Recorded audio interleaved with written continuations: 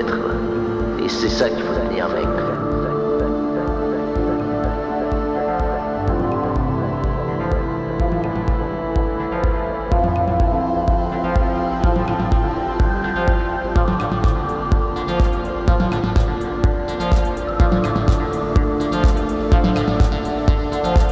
Putain de merde, quoi. C'est quand même extraordinaire.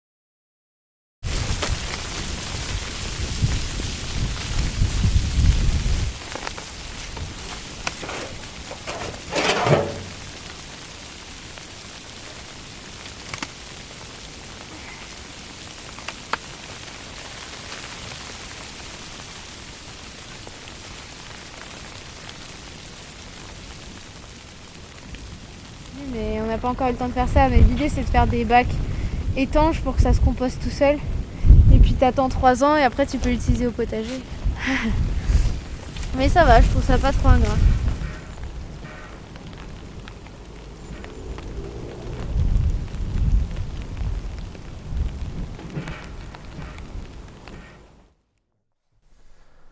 Ouais, bah du coup on part avec les 4 chevaux, parce que du coup c'est mes chevaux et c'est impensable de me séparer d'eux, donc ils seront sur nos 4 hectares tranquillement.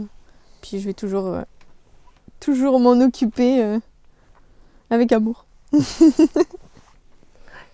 Donc voilà, le fait de savoir où on va, là on a commencé même à acheter des arbres en sachant où est-ce qu'on va les planter, ça c'est aussi un signe pour nous qu'on va bien. Donc ouais, on a hyper hâte en fait de bouger, on a hyper hâte de s'installer là-bas et de plus entendre parler de Bel Air pendant quelques mois avant de pourquoi pas s'imaginer refaire des soirées jeux, venir aider sur des chantiers, des trucs comme ça. Il y a vraiment... Ouais, on s'imagine vraiment ça sur le long terme, à voir comment ça se passe, mais pas, sans pression, quoi. Si ça se fait, tant mieux, sinon tant pis, quoi. Mais en fait, c'était beaucoup de choses qui nous mettaient en mode, vous imposez un contrôle, en fait, sur Bel Air, sur plein de projets, et si ça avance pas, c'est à cause de justement cette ambiance de contrôle qu'on mettait. Et je pense qu'il y a quand même eu, je veux dire, une sorte de rôle un peu peut-être de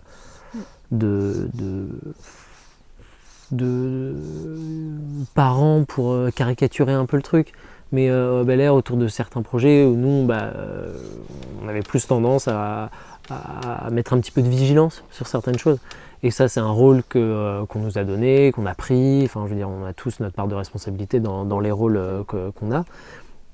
Mais du coup, mais oui, en fait, c'est pas un rôle dans lequel on prend du plaisir. C'est juste qu'en fait, on sentait un déséquilibre par rapport à certains moments, par rapport à plein de choses, et du coup, on se sentait important de devoir rajouter en fait des points de vigilance comme ça. Clairement, moi, je faisais ce projet dans l'idée d'offrir cet espace pour mes enfants. J'avais cette idée des enfants qui couraient dans tous les sens, qui jouaient ensemble, tu vois, et qui étaient qui avaient plusieurs adultes, tu vois, pour pas les éduquer parce que c'est pas ce mot.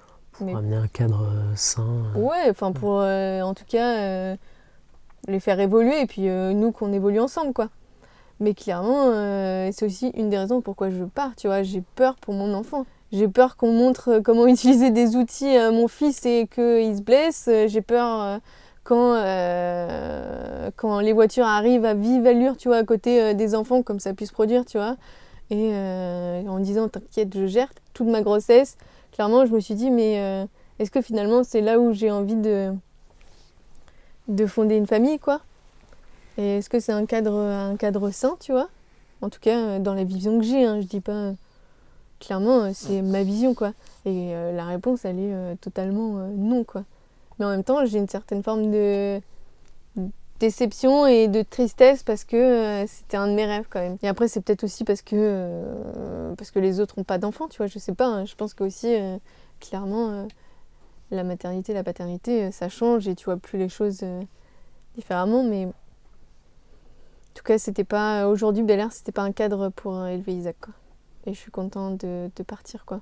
Le seul truc qui me raccrochait, en fait, c'était plus les arbres de la forêt jardin où je m'étais projeté énormément dans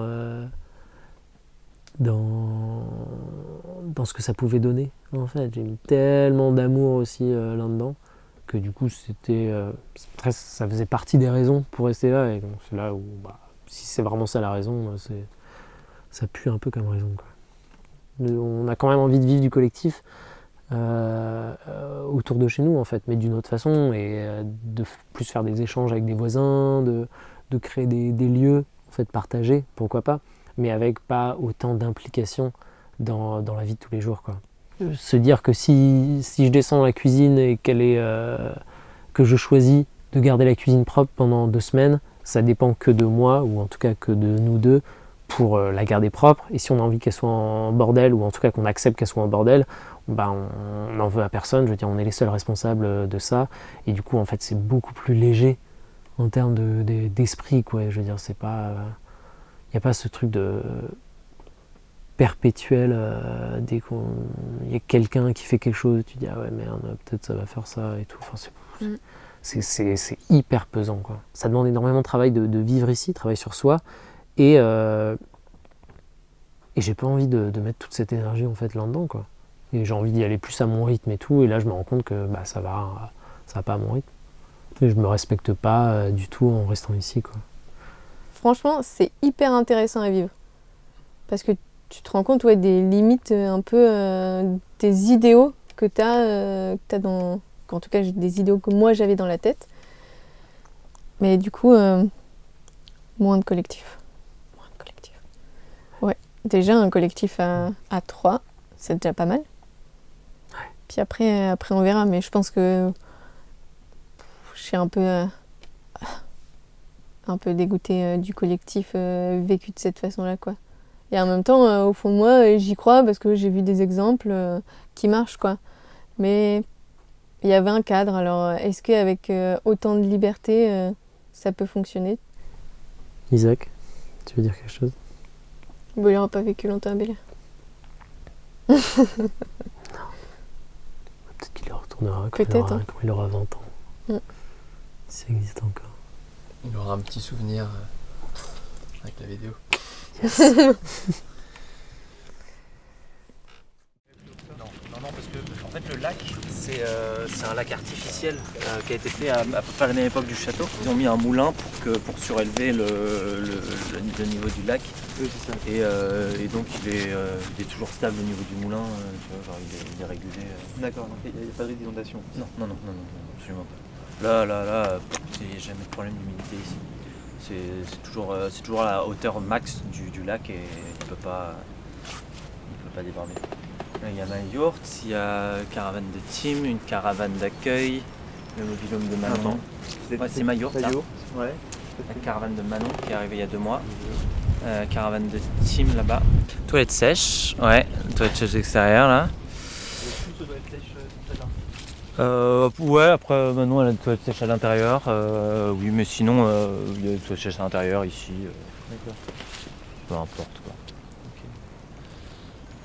Et donc ça, ce terrain est aussi entouré de douves. C'est un terrain qui est complètement carré Et là, l'idée aussi à terme, ça va être faire de l'accueil sur cette zone ici. On est en train de voir pour construire un dôme. Donc là, on a tout budgétisé, on sait avec qui on va le faire. Ça va être aussi un des chantiers là de Le dôme, début ce serait d'année. la forme qu'il a. Pas exactement. Non, ça c'était pour mettre des chevaux. Ça va être pour mettre des chevaux, mais ce Pour serait entraîner un cheval. à peu près la même chose, mais plus là pour les meilleures expositions. Quand même quoi. plus petit. Un poil plus petit, mais 50 mètres carrés, c'est pas. Ça, c'est plus grand. ouais, j'ai du mal avec les échelles.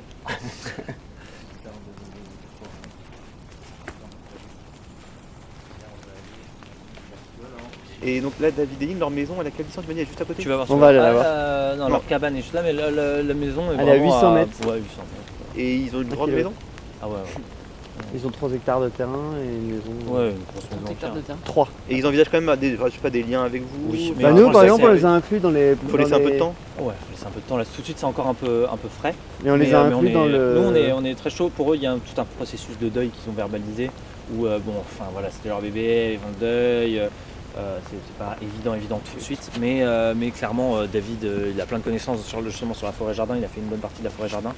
Donc nous, on va récupérer pour gérer la suite de la forêt-jardin. Mais ce serait trop cool qu'ils puissent venir faire des formations. En permaculture, ils sont tous les deux bien calés. Avec une partie là qui arrive jusqu'à un petit ruisseau.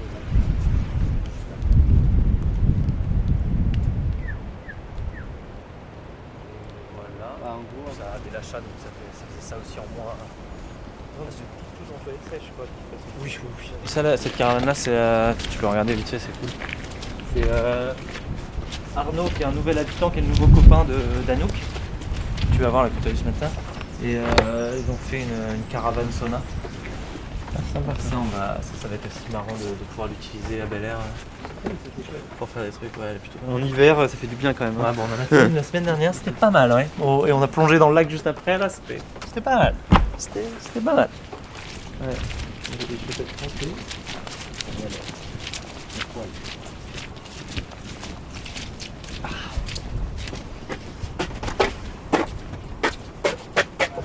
Moi, je suis Guillaume pour la météo intérieure. Ce matin, j'étais un peu dans le brouillard et là, petit à petit, le réveil, la blague m'a fait du bien. Et le petit chocolat en plus par derrière, c'est cool. C'est très très bien. Et il se passe tellement de changements dans ma vie ces derniers temps. Et encore en plus, hier soir, j'ai plein d'idées. Plus ça va, plus j'avance dans ma nouvelle vie, et plus j'ai d'idées qui vont par rapport à ce que j'avais envie de faire. J'avais envie de faire depuis longtemps. Enfin, bref, c'est trop cool. Et en même temps, ça bouge, quoi. Je sens plutôt bien, je sens un petit peu de, je sais pas pourquoi, de stress, moi aussi je sais pas pourquoi, parce que j'ai l'impression j'ai besoin d'être clair, de dire les choses comme elles sont ici, mais du coup, des fois j'ai un peu peur de dire les choses et que ce soit interprété comme si j'essayais de vendre le truc ou de déformer la réalité, mais du coup j'essaye d'être ancré là-dedans, mais je sens que c'est pas évident parce qu'il y a des trucs, c'est vrai que ça me...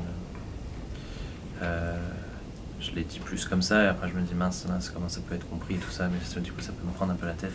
Pareil, oui, il y avait aussi tous les trucs dont on a parlé un peu notamment sur David et Lynn là, pendant la visite, avec le fait que j'ai aussi envie d'être très authentique là-dessus avec toi et en même temps avoir vraiment le besoin de dire que il y a beaucoup de choses qui sont encore en cheminement en eux, dans leur tête. Il y a des trucs que je verbalise dans lesquels ils sont pas encore forcément au courant tout de suite, mais on fait souvent très régulièrement des temps, des souples, enfin on appelle ça des souples, c'est nos temps vraiment en gestion émotionnelle, un peu comme un mode cercle restauratif. Il y a encore quelques petites choses qui sont un petit peu tabous, qui sont encore un peu difficiles à aborder, et donc voilà, je voulais juste le dire, verbaliser pour que ce soit clair. Arnaud, ouais. Je suis toujours content d'être là. C'est toujours excitant. Un nouveau projet qui démarre. Et voilà. Après, je suis pas forcément super à l'aise pour raconter ma vie à des gens que je connais pas trop, mais je vais essayer. Juste, tu peux être rapide. Hein. Ouais. On avait un projet à 4, un projet collectif à 4, ça s'est pas fait finalement. Et puis j'ai passé de plus en plus de temps ici, et ça correspond exactement en fait à ce que j'ai envie de vivre. Et voilà. Donc j'ai envie de m'impliquer plus ici. Et j'ai plein d'idées. Et j'aime bien l'énergie qu'il y a ici. En fait, pour l'instant, sur les 28 maisons, Il y a des bâtiments communs aussi en plus. Il y en a 10 qui sont commencés ou terminés. D'accord. Il y en a 6, on va dire, terminés, 4 en construction, et puis il y en a qui commencent tous les... Il n'y avait rien, c'était complètement vierge. C'était un... Alors, c'était... Ouais, on le voit là, ça c'est Centrama, t'as le village de Pont-Loin, et notre terrain, c'est celui-là qui était constructible. Ok. C'était réservé par un propriétaire immobilier qui, du coup, a lâché le projet, et on l'a récupéré après. Trop bien. Et là, on voit pas, parce que c'est une photo qui est pas toute jeune, mais ici, il y a des maraîchers bio qu'on a installés. Et ici, on a 10 hectares aussi qu'on va récupérer pour faire du maraîchage bio. Oh, génial. Waouh. Donc en fait, nous, alors c'est pareil, c'est un peu comme boîte pour français. En fait, il y a plusieurs projets. Ouais. Donc, il y a la ferme du Plessis, qui est le Centrama, il y a l'éco-hameau du Plessis, les jardins du Plessis, les maraîchers, et les aînés du Plessis, qui est la maison senior. Voilà. Et alors, donc ça, c'est ma vie quotidienne. Et en 2014, ils cherchaient à fonder une équipe dans Colibri. Moi, je connaissais bien Pierre Rabhi, je connaissais un peu Cyril Dion, je connaissais bien Isabelle Desplat, qui était la présidente de l'époque. Et donc j'aurais dit, ok, vous rêvez de lancer un projet qui s'appelle Oasis. Moi j'ai pas beaucoup de temps, mais je veux bien le lancer avec vous. J'ai quitté Colibri, donc Oasis est aussi sorti de Colibri. Là, juste pour être clair, ces deux trucs séparés. Ah ouais, ok. C'est une jeune structure, la coopérative Oasis, qui a été créée au départ pour financer, et qui maintenant, depuis l'essaimage de Colibri, porte pas que la partie financement, accompagnement, mais tout le projet. C'est-à-dire qu'on a aussi l'animation de réseau, le festival, les rencontres régionales, la création de documentaires. En fait, on fait pas mal de choses, y compris des choses qui sont peu lucratives. Oui. Voilà, donc on charge des fonds à côté. Nous, on s'est créé pour apporter des financements à des projets, parce qu'il y a beaucoup de projets qui ont du mal à accéder à des financements, alors que nous paraissent complètement viables, mais parce que soit le monde bancaire ne sait pas les évaluer, ou n'a pas envie de prêter, parce que c'est trop risqué, etc. L'enjeu pour nous, et c'est ce qu'on va faire, parce que moi je regarde aujourd'hui, c'est pas de savoir si le projet il est parfait, voilà, c'est pour ça que vous n'êtes pas en train de nous vendre quelque chose. C'est plus, moi ce que je vais regarder, c'est est-ce que votre projet, je le trouve durable ou pas, est-ce que je pense qu'il peut tenir 10 ans, en gros. En fait, ce qui fait qu'un projet est durable, c'est les gens. En fait, il n'y a pas de projet, s'il n'y a pas de porteur de projet. Les projets, indépendamment des gens, je ne sais pas ce que ça n'existe pas. Je veux dire, on prête à des gens, on prête une SCI, en plus une société de personnes, donc on va vraiment prêter à vous seul. Et puis, en parallèle, la question financière, il faut qu'on vérifie que votre business plan, il est viable. Mais après, le fait qu'il y ait des enjeux, voilà, nous on évalue les risques associés, mais c'est pas parce qu'il y a un risque que ça nous bloque. Parce que justement, l'idée, c'est d'accompagner derrière. Moi, je pense que votre projet correspond complètement à ce qu'on a envie de soutenir. Donc, des jeunes qui créent un projet qui mixe habitat et activité, avec des vraies valeurs écologiques, voilà, ça rend très très calme. Je vois aucun problème du tout là-dessus. Donc voilà, et puis vous avez tenu 2 ans, la période que vous traversez, là, qui est une période un petit peu de chamboulement, de transition, elle est intéressante pour voir la résilience du projet. Oui, carrément. C'est à la fois une période de fragilité, en même temps pour nous ça peut être un bon indicateur. Si vous la passez bien cette phase-là, ça vous fait monter aussi en compétences. Voilà. Et nous on a passé le gros là, pour nous. Ah ouais, pour nous. Là on a passé la tempête. On reste vigilant et attentif parce qu'il peut toujours tout arriver, mais c'est vrai que Là on a eu 3 mois. C'était assez intense. Et là on a réussi à garder notre cap de confiance les uns envers les autres. Là c'était on revendait. Oui. Là on s'est posé la question si on revend ou... Parce que ça amenait tellement de tension et d'angoisse, notamment chez David et Lynn, qu'à un moment on s'est dit non mais si c'est plus simple, on revend, on fait un autre projet à côté, c'est pas grave, tu vois. Si les conditions de confort sont pas au rendez-vous, c'est des projets qui sont très beaux, mais qui sont souvent très éphémères. Je vois plein de projets de communautés, je veux dire 5 ans, 8 ans, j'en vois partout, qui sont chouettes, c'est souvent une phase de vie, quoi. Pour ils s'installent pas. En fait, c'est bête, mais plus on vieillit, plus on a des besoins de confort qui augmentent. Et puis plus on a d'enfants aussi, c'est-à-dire qu'un enfant encore ça va, mais dès qu'on a 2 ou 3, tu peux plus avoir qu'une chambre dans ta maison. Quand ils viennent ados, c'est encore autre chose. Mais voilà, donc et c'est vrai que c'est important de se poser des questions, même si des fois on a envie d'un truc ultra sobre. Le risque c'est qu'à un moment donné ce soit plus vivable. Des accords et des amours, c'est 2 choses différentes. On peut s'aimer et être en désaccord. Dans un projet, il faut cultiver la confiance et l'amour, mais il faut aussi savoir que pour être en confiance, en amour, on va être en désaccord. Ça fait 2 ans que vous n'êtes pas forcément et donc de d'accord. travailler une gouvernance qui tient compte du fait qu'on peut être en désaccord, c'est important.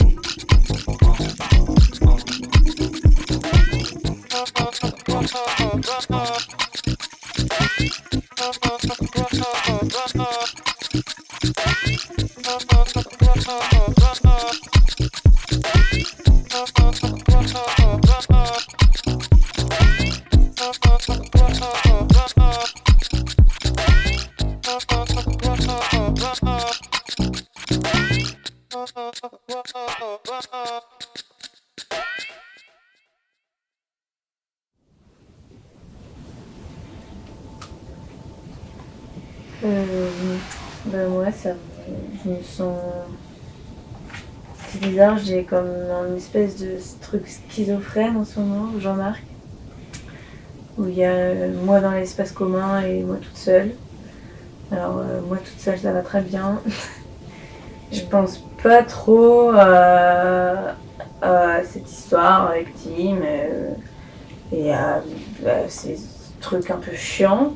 Mais c'est vraiment quand je suis confrontée dans l'espace commun en fait où il y a beaucoup de trucs qui me traversent parce que du coup je me sens